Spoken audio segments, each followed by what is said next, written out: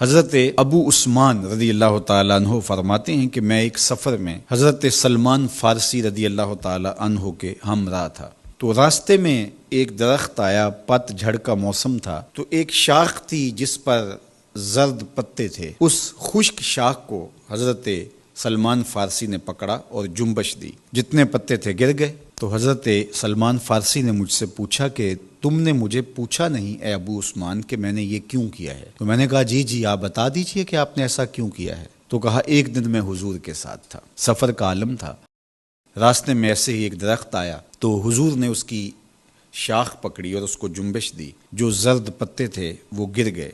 تو میں اس منظر کو دیکھ کے لطف اندوز ہوتا رہا، لیکن حضور نے کہا کہ تم نے یہ مجھ سے پوچھا نہیں کہ میں نے ایسا کیوں کیا۔ تو میں نے بھی کہا جی حضور آپ ارشاد فرمائیے کہ آپ نے ایسا کیوں کیا۔ فرمایا ان المسلم اذا تودع فاحسن الوضوء، بے شک مسلمان جب وضو کرتا ہے اور اچھے طریقے سے وضو کرتا ہے، پھر 5 نمازیں پڑھتا ہے، اس سے خطائیں یوں جھڑ جاتی ہیں جس طرح شاخ سے پتے گر گئے ہیں۔ اللہ اکبر، کوئی ایک پتا بھی نہیں بچا، اور اس کے لیے کوئی بہت زیادہ جھٹکا دینے کی ضرورت بھی نہیں ہوئی، تھوڑی سی جنبش دی اور سارے پتے گر گئے۔ تو کہا اس کے بدن سے گناہ یوں جھڑ جاتے ہیں اور اس کا بدن گناہوں سے پاک ہو جاتا ہے جس طرح شاخ ان پتوں سے خالی ہو گئی۔ تو جب کوئی شخص نماز کے لیے کھڑا ہو تو اس کے گناہ مٹا دیے جاتے ہیں اور بندہ ستھرا ہو جاتا ہے، بندہ پاک اور صاف ہو جاتا ہے۔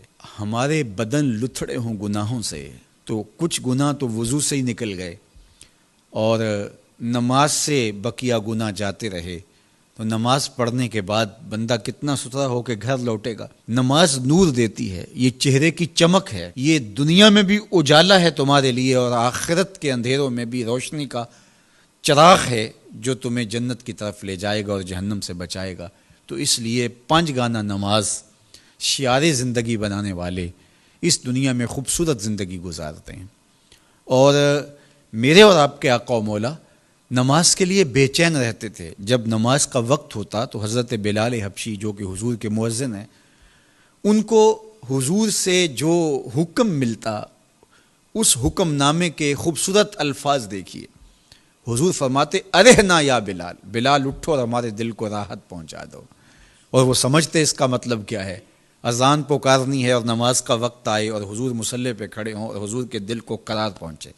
آقا کریم علیہ السلام کا ایک فرمان بچے کو یاد ہے، حضور علیہ السلام نے ارشاد فرمایا کہ جعلت قرۃ عینی فی الصلاۃ، میری آنکھوں کی ٹھنڈک نماز بنائی گئی۔ تو یہ نماز کے ساتھ حضور کا رشتہ ہے، نماز کے ساتھ حضور علیہ السلام کا تعلق قلب ہے، اور وہ محبت اتنی بڑی ہوئی ہے، اتنی فراواں ہے کہ حضور کی آنکھوں کو ٹھنڈک ہی اس لیے پہنچتی ہے۔ تو نماز کے ساتھ محبت، نماز کی ادائیگی کے لیے کوشش، نماز کے لیے مسجد کی حاضری، گھروں کے اندر نمازوں کا ادا کرنا، نماز کے لیے دن کے اجالے، نماز کے لیے رات کی تنہائیاں، نماز کے لیے تہجد کے سجدے، فرض اور نفل نمازیں، سنن اور مستحبات کے لیے دن رات کوشش، یہ اہل ایمان کا طریقہ اور انداز رہا، اور ہمیں اس کا حکم دیا گیا وَأَقِیمُوا الصَّلَاةَ وَلَا تَکُونُوا مِنَ الْمُشْرِکِینَ، نماز قائم کرو، مشرکین میں سے نہ ہو جاؤ۔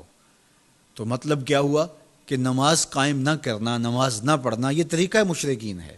اس لیے کہا کہ ان کے ساتھ تمہاری مشابہت اچھی تو نہیں لگتی، اس لیے تمہیں تو 5 گانا نماز ادا کرنا ہوگی۔ تو اہل ایمان کا اسلوب زندگی یہی ہونا چاہیے کہ وہ 5 گانا نماز کے ذریعے اپنے رب کے حضور حاضر ہوتے رہیں، ایک نماز کے بعد دوسری نماز کا انتظار کرتے رہیں، نماز میں راحت پائیں، نماز میں قرار جاں اور تسکین قلب تلاش کریں، اور یقیناً نماز قلب کی، روح کی تسکین کا سبب ہے۔